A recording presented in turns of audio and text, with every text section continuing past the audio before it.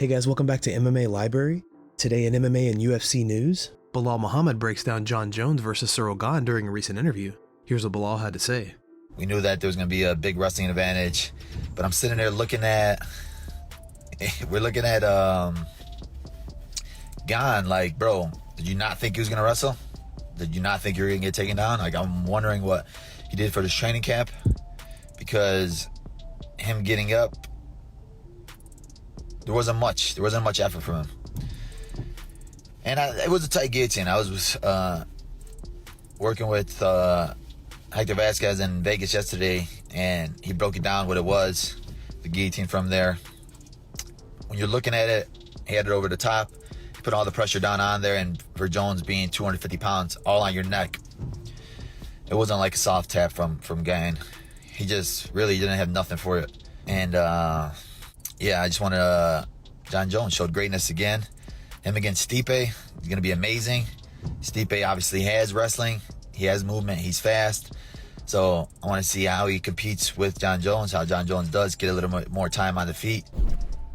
Dan Hooker is expecting punishment from the UFC following his accusations against Islam Makhachev.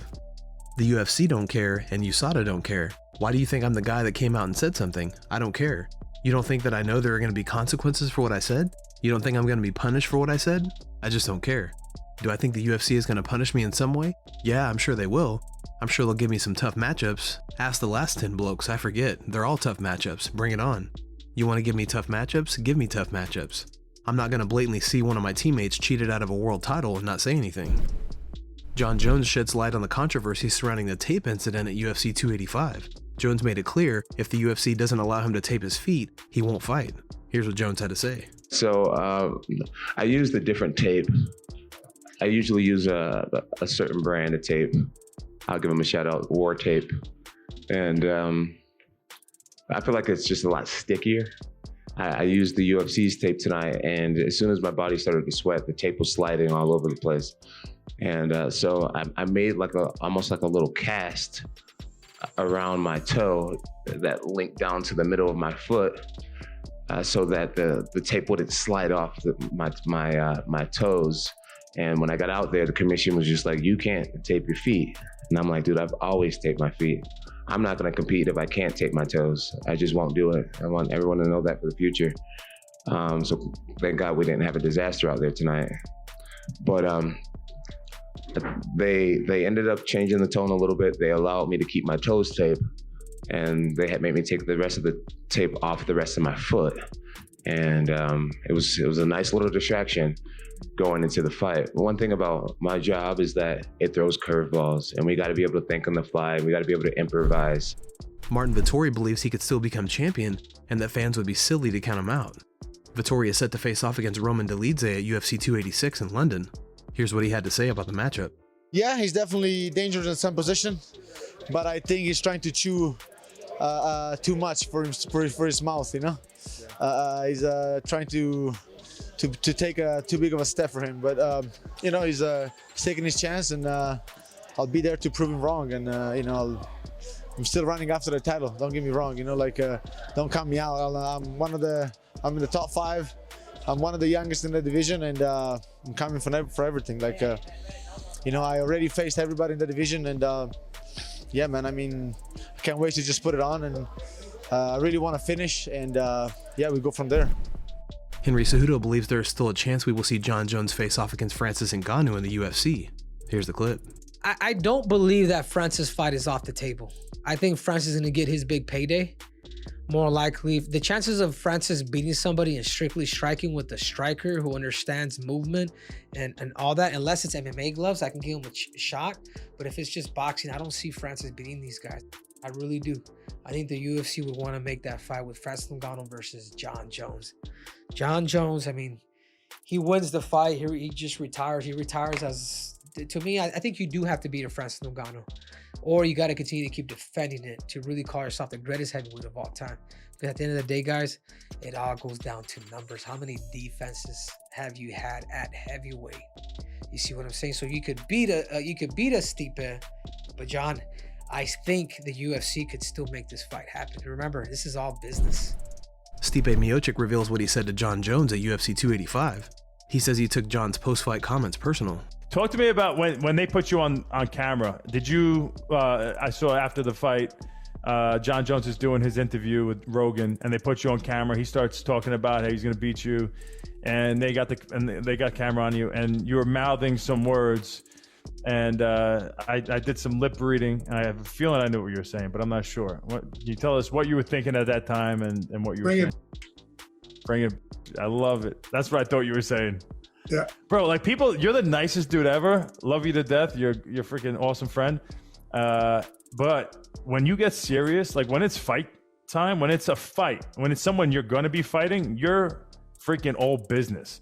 So John Jones talking to you like this, I don't think it's something that you just take like lightly. Like, okay, no, you're gonna make him pay for these words. I take it personal.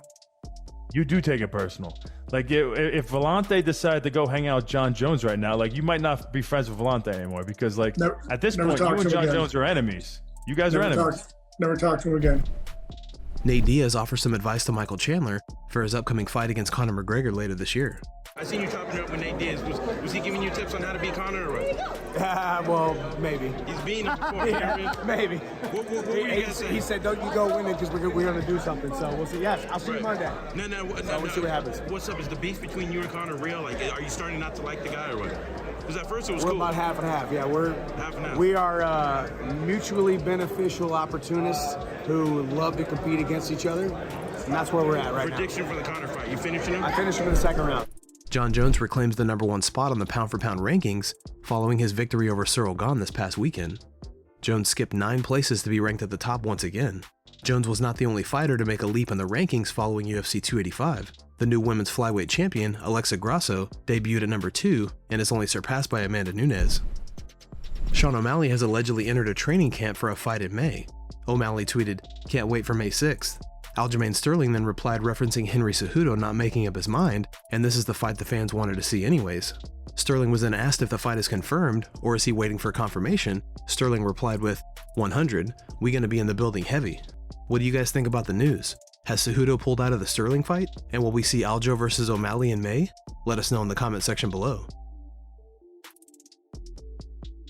Now, back in the day, I've heard stories that you actually wanted to fight John Jones. Yeah, that was catch weight, 195. I was in good shape back then. We're talking like 2015. Yeah, that was at my strongest point. Would you still be down to fight John Jones? Can I get a little time? You know, a little time. Let's get a tape for John Jones. Yeah. When can fans expect you back? Huh? When can fans expect you back? I'm asking to fight as soon as possible. As soon as you can? You're the man. Yeah, not John Jones though. But you want like an Izzy or Pereira at 185? Yeah. You want Izzy? Something like that. Yeah, that's fine. You know. You want the champion middleweight? I always want to fight the best. You know. Merab Dvalishvili is set to face off against Petr Yan this weekend. Merab says he plans to finish the Russian bully during a recent interview with the Schmo.